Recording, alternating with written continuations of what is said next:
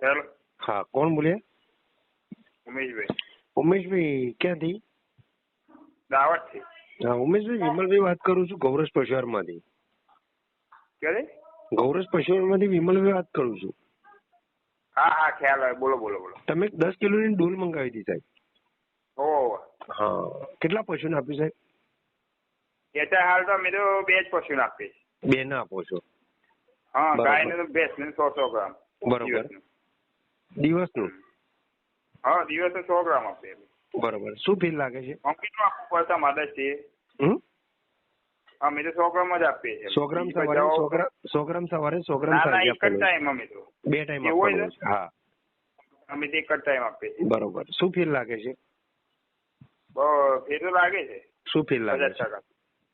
દૂધમાં પેટ સાફ થઈ ગયું ભેંસનું, નમળ બી વાળી દે. બરોબર. બીજું શું ફીલ લાગે છે? 1 લીટરનો દૂધનો ફેર પડે. બરોબર. કેટલું પેલા દૂધ કેટલું થતું હતું ને અત્યારે હાલ કેટલું થાય છે? 6 લીટર ભેંસનું થતું, 7 લીટર થાય. બરોબર. અને ગાયમાં? ગાયનું છે ને 6 લીટર 7 લીટર થાય. પછી ફેટમાં કઈ ફેર?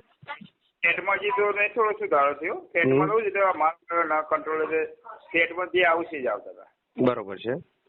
એટલે અમે મકઈ વાપરી કપાસ વાપરીએ, ખવડાવીએ 2 ખવડાવીએ, સાબરદાર 3 વસ્તુ ખવડાવીએ. બરોબર છે. બરોબર. બીજું શરીરમાં એને કોઈ ચેન્જીસ લાગે છે? શરીર જો ફ્રેશ રહે. ખાવા બાવામાં ફ્રેશ ખાઈ જાય બધું. બરાબર છે. ફટાફટ કઈ વાંધો બરફ ફટાફટ થઈ જાય. પેલું ગામડામાં થોડું બાકી મૂકતું હતું, એવું બધું બંધ થઈ ગયું. બરોબર. પેલા ઘાસચારો ફટાફટ થઈ જાય.